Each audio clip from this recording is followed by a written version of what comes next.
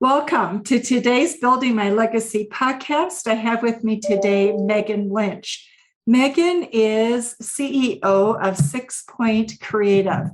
She works with people, especially in the food and beverage industries, looking at how do they brand their companies and grow their companies. It's a very competitive industry that you are working in. And so, Meghan, just tell us a little bit about how you got started, why the food and beverage industry, and then what your passion is in terms of what you do. Sure. So I guess, first of all, I never really planned on owning a business. I wouldn't think of myself as an entrepreneur. I kind of fell into it. We was working at a marketing agency and met my two business partners with which I founded 6 Point. They were going to start their own agency, and they just kind of said like, oh, we need somebody on the operations side. Why don't you come run it with us? And I was 27 and just didn't know any better. So I was like, yeah, sure. So I think for me, it wasn't like I had some big idea where I wanted to found a company and kind of make that happen. Instead, kind of the why of 6 Point became more and more apparent as as my journey as a business owner changed. And then also as my two partners retired and left the business, and I kind of had to figure out like, okay, well, what is this business going to be about when it's just me? They were really more on the creative side. I'm really more on the business strategy side.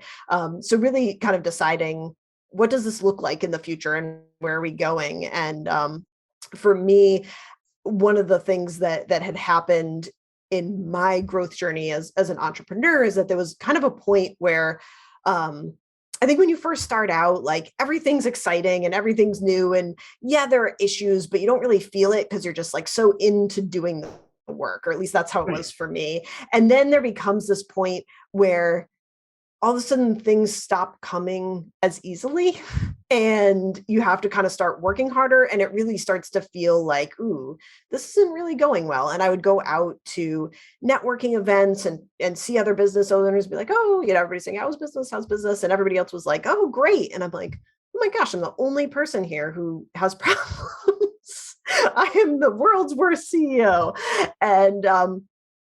And then it wasn't until I started joining some like more peer education forums, and I found one of those in a family business center locally, and I started talking with other CEOs of family-owned, closely held businesses. And once you got us, 8 or 10 of us in a room together, all of a sudden everybody had problems, and some of them much bigger problems than I had. And so it made me go, oh, actually, number one, I'm not alone. Number two, I can do this. And number three, I was like, oh, I love like the vulnerability of this from a business standpoint. This feels so much more real and authentic to me than all those kind of like flashy networking events, which, were never really my thing. As the introvert, I was an English major. Like, I just want to read and learn and get better. And so for me, it was just really refreshing to have like real conversations with other CEOs, like really trying to help each other get better and smarter about doing things that we loved. And so that was really when I decided to focus 6 Point on family-owned businesses in particular. And then there tends to be a lot of concentration of food companies within that niche. So we ended up doing a lot more work for both multi-location restaurants and family-owned food manufacturers. So that even kind of further cemented like a specialization within that. It's interesting because we do have a culture when you say, how are you doing? Oh, fine, terrific, right. Couldn't be better, right? And then you get behind closed doors and you realize it isn't so wonderful and it isn't so perfect. But there's something about that ability to say, you know what, it's not going as well as I had anticipated or as my dreams for growth would indicate.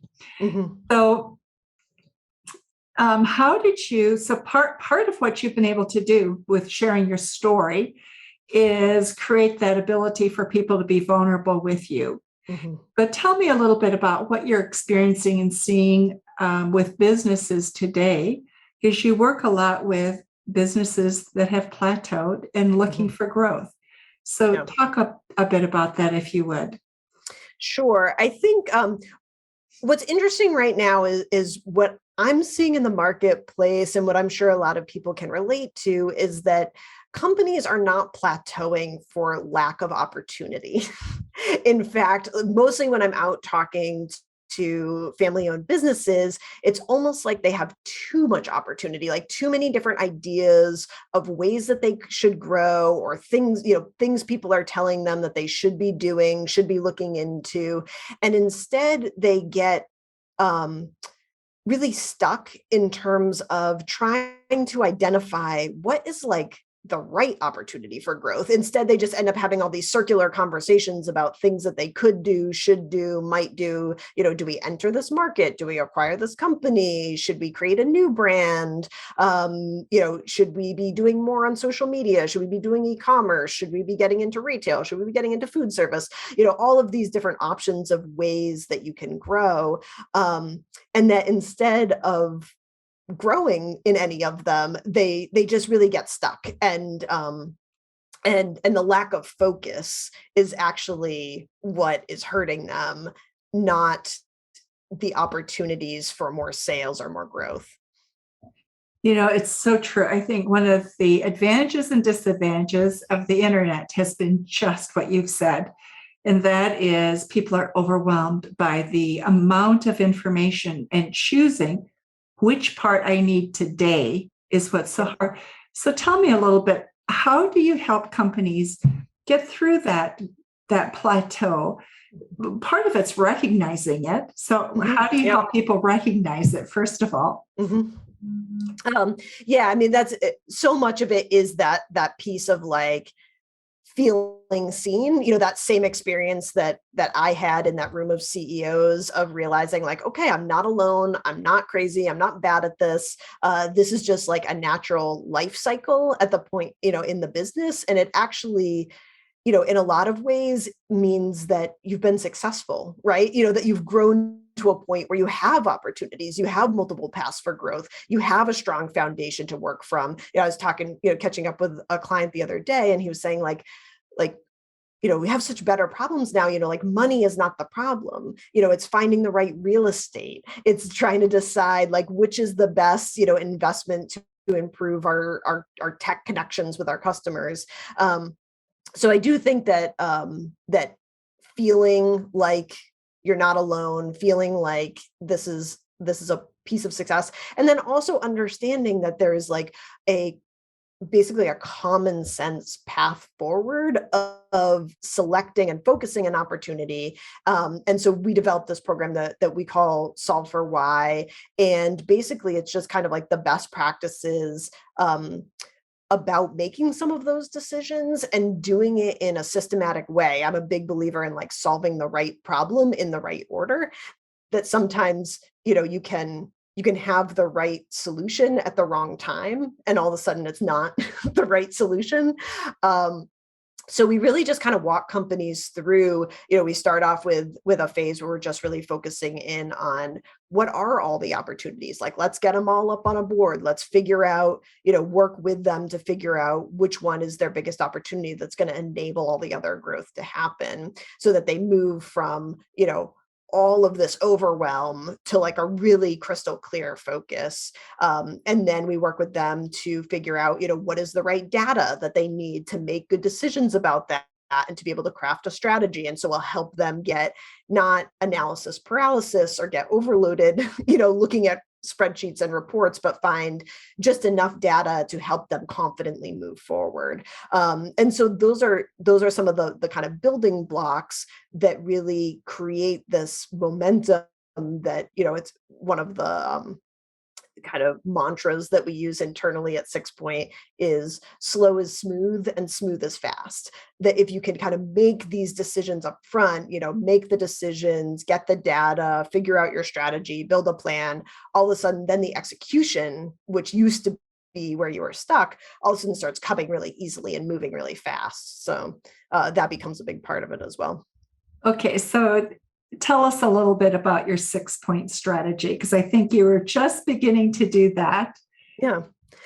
Yeah, so it's basically our software-wise system has three main phases. So there is a phase that is really all about prioritization. So again, selecting that right opportunity, getting the data you need, and crafting a strategy or guardrails about how to do that. So it's really about going from guessing what might be right to knowing what's right and kind of being able to move forward with confidence and removing some of those fear factors of like, ooh, I'm missing out on this, or if we choose this, it means we don't get this. Again, that fear of loss or making the wrong decision is often what holds folks up. And then once we go through that, then we go through an alignment phase where we're creating a plan. We're helping companies figure out their DNA, or like the do not alter of their brand. So these are the things that if you change them, they would actually move the brand backwards instead of moving it forwards. And then helping them figure out exactly what skill sets they need and what expertise they need to be able to move this forward. So we kind of go through a phase where we're figuring out like, not how do you get something done, but who is going to help you get it done? What is the right skill set that you need in place to be able to move forward again a lot faster? Because a lot of these companies have been bootstrapping things for a long time, which really slows down the growth and kind of creates that plateau. So those are the 3 stages. And as you speak about that, one of the things we keep hearing about in the internet and the market is how difficult it is for people to have labor right now. And you're working in an industry where labor is critical. So what are you finding, and how are you helping people navigate that one?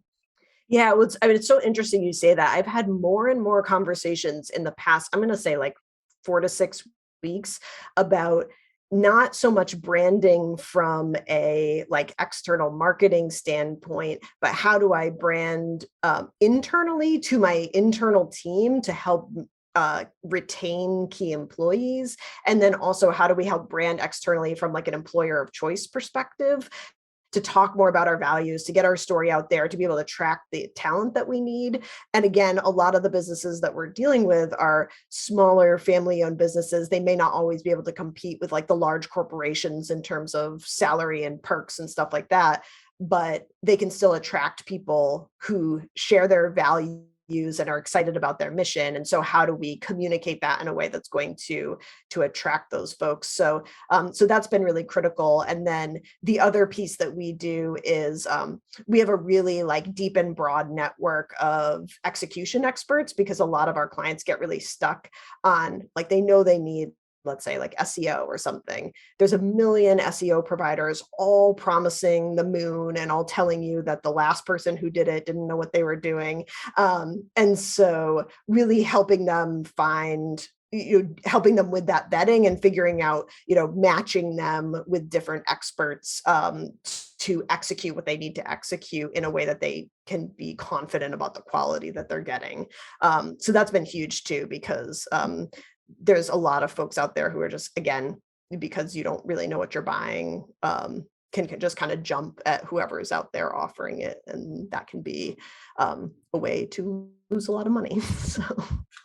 It's so true. It's very hard, I think, in today's market to vet people, because hype has become the norm and truth perhaps less so. Yeah.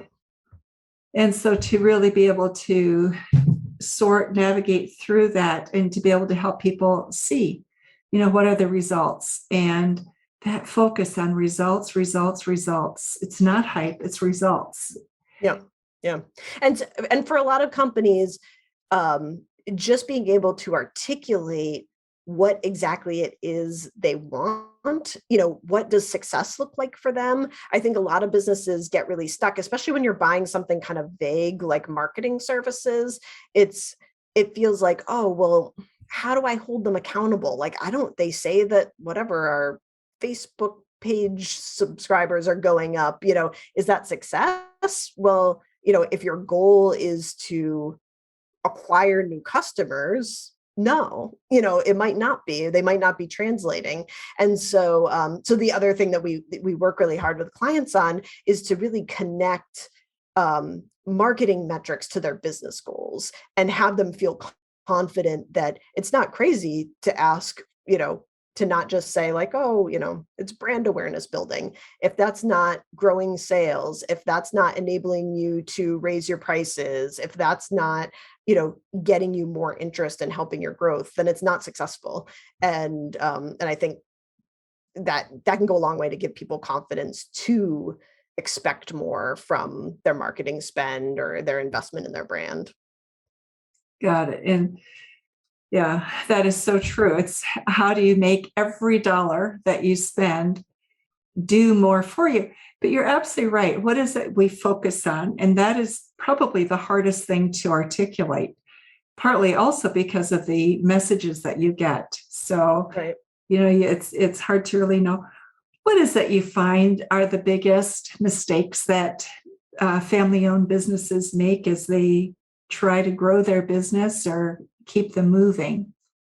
Yeah, I mean, I think one of the biggest mistakes that I see is family-owned businesses getting really caught in this fear cycle of, again, it's sort of like what your strengths are also become your weaknesses. And so one of the things that I love about family businesses is that they're extremely relationship oriented and they're often extremely loyal. And that will be, even across generations, you'll see like they'll get very concentrated with a couple of customers because they're very loyal to those relationships. They don't want to mess any of that up. And it can also make them not go after new growth opportunities because they're really concerned that they're going to lose what they have. And again, when you're in a family business, as the family grows, the business needs to grow, more family members are maybe coming into it, or it needs to pay dividends out to more. And so you kind of have this relentless need for growth. And so this idea that, ooh, if we go after this, we might actually lose something. That can really stop people from moving forward. And so, again, really try to stress that, there's always solutions to problems, and that oftentimes what those fears are like, oh, they're going to think we don't care about them. Okay, well, then we put in a plan to make those folks feel very cared for at the same time as we still go after this opportunity. And so, helping them see that, we don't discount those fears. They're valid, like they're pointing to something that's really important to you about your business, but at the same time, you don't want something that's going to hold you back, right?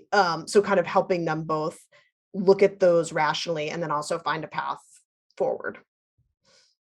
Okay, so that's one common mistake, fear of alienating a important client. Mm-hmm. What else are some of the mistakes that people make?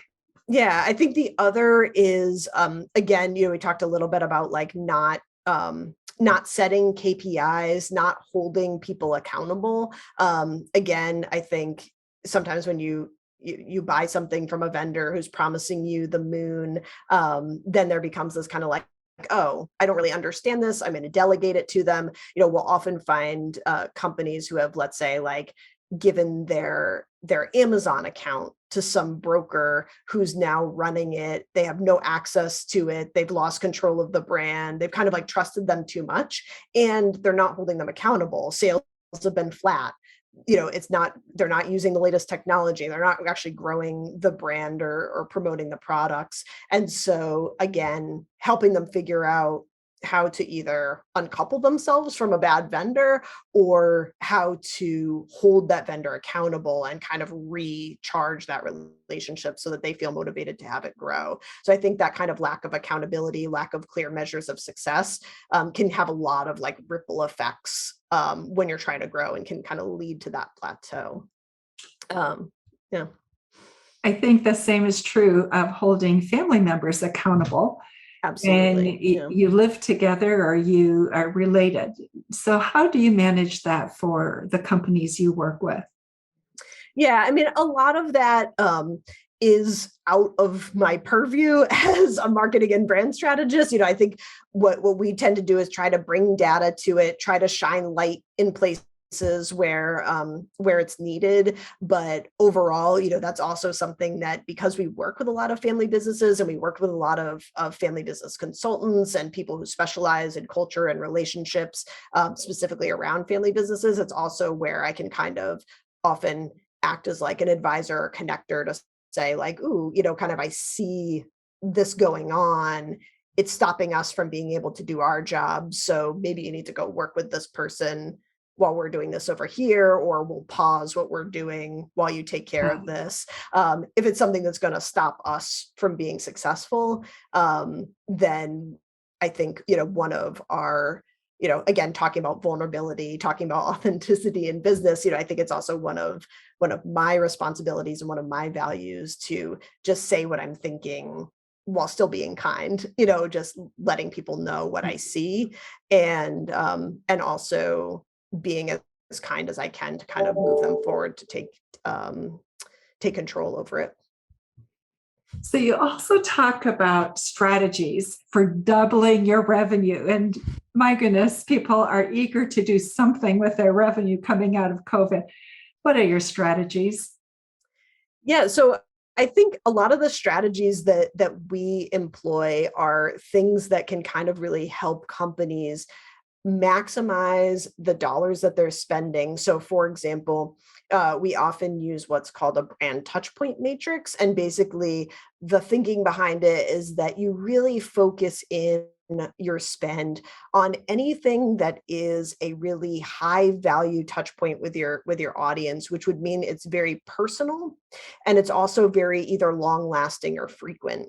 And I think that those are often the pieces of the brand or the budget that we don't tend to think about as like marketing or brand. So it might be, sales presentations might be the longest you spend with a prospect, but they might be the things that have just kind of been, they have dust on them because nobody's changed them. They're too comfortable with them. Nobody's really figured out how to effectively tell the brand story in them and really make them impactful and have them carry the company's values through them. And so we'll do kind of like an analysis of what are the touch points of a company, what are their highest impact touch points, and how do we really concentrate the work that we're doing on those high impact ones, as opposed to where people often spend money, which would be like the brochures, the website, all those things where they're impersonal. People maybe go to them once, they're not particularly memorable. And yet there's often where people will spend, tens, hundreds of thousands of dollars on those pieces and then neglect the pieces that actually are powerful. So that's just one of the strategies that we use to really kind of help companies supercharge, again, every dollar that they're spending in marketing and branding, to have a huge effect on sales, revenue, and their ability to price their product. So much of what you talk about, Megan, I think is true of a lot of things. I know in my own business and when I had my manufacturing company before, the hardest thing that you do is the sorting, yes, of where are your priorities. But then it's also having somebody who just takes a bird's eye, from above view of what's happening. Mm-hmm. Because when you're in it, you're so caught up in what you're doing, looking from above down and really getting sort of that gestalt of what's happening. Mm-hmm. is hard to do. And, yeah. Right. And that's one of the gifts that you bring. Yeah, definitely that outside perspective it's always valuable. And in some ways I always feel like a little bit, not bad, but like, it just gives you such an advantage to be able to look at a company from the outside view. And especially when we see these same things over and over again, we can spot the patterns pretty quickly. And so sometimes at least those moments where somebody's like, oh, shoot, I should have seen this, but you can't, and I do the same thing in my own business where I've got, I work with a consultant. I have, brand strategist friends that I'll ask about our own brand. It's something like you just can't do it for yourself. And so I think realizing that, and instead of fighting it, leaning into it, I think, again, helps you move forward a lot faster.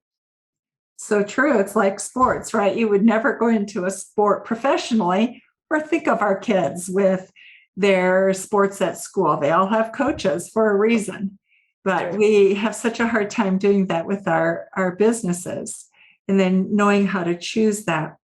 For a person who is in business right now with what you see happening in the economy with the recovery from COVID, what's your number one recommendation in terms of what people should be thinking about and planning for? Yeah, I mean, I think the biggest thing that we're starting to see, and especially with all the supply chain issues, and again, I was just talking about this with somebody the other night, is for the first time, the customer is not king. And this is like for the first time in a long time that there's going to be a period where people cannot get as much as they want as fast as they want. And this is true in B2B. So from a supply chain standpoint, your company is now no longer kind of master of its vendors. Instead, the vendors may have some control over you and your operations and pricing. And then it's true for your customers where, again, sometimes you're going to be the one who's going to have to set the timeline, the sense of urgency, how something is going to be delivered or packaged or priced. And there's not going to be as much control over what people can have and how quickly they can have it. And so I think that that's going to cause some big ripple effects and unease overall. And so I think that the brands that can really create strong relationships, that can create value in the intangibles of their brand beyond the pricing and the packaging and some of those like obvious kind of features and benefits, but instead really find ways to connect with their customers, to share values, and to really lean into that. I think that they're going to be a lot further ahead of the game, and companies that struggle to be able to articulate the values of the intangibles of their brand are going to be really behind the curve. And I think, again, we're talking about employees too. I think that goes with employees as well, of companies that struggle to articulate the intangibles of what they offer to their employees. And they just kind of default to kind of like, oh, we're like a family. Well, okay, what does that mean? How does it benefit you? How does it relate to kind of what we value together? What is the vision for this company? The more difficult it is for companies to talk about that in a succinct, meaningful, relatable way, the more difficult it's going to be for them to be successful. Meghan, our time is almost up. What have we missed that you would like very much for the audience to know, or know about what you do and the services that you provide? Yeah, I mean, I think we really covered a lot. Probably the big thing would be, again, you're not alone. Everybody is struggling with these same big things. So if you feel stuck, if you feel like you're at a plateau, I think just to have confidence that there is a way out. And if it's something that people are relating to that feeling of being stuck and just kind of not knowing quite which of the many opportunities they see to move forward on, definitely feel free to reach out and start a conversation. We'll set up a landing page for your listeners. So it'll be 6pointcreative.com/build your legacy. And so if I'll also put the touch point matrix there and a couple of other tools that folks can use and get off that landing page. So super. So if you send us a link to that landing page, we'll make sure it goes with the show notes that are a part of the podcast. Meghan, thank you so much. We don't spend enough time talking about family-owned businesses and the unique challenges that they're facing. So I really appreciate that perspective that you've brought to us today. So thank you. Thank you. Thanks so much for having me. And for those of you who are listening to our podcast today, thank you for coming and listening. And remember to visit our website as well at www.buildtomorrow.com. Thanks so much, Meghan, for today. Thank you. Thank you for watching my video. Don't forget to like, subscribe, and click the bell button above. Leave comments. We'd love to hear what you think, and visit our other social media links as well. Thanks much.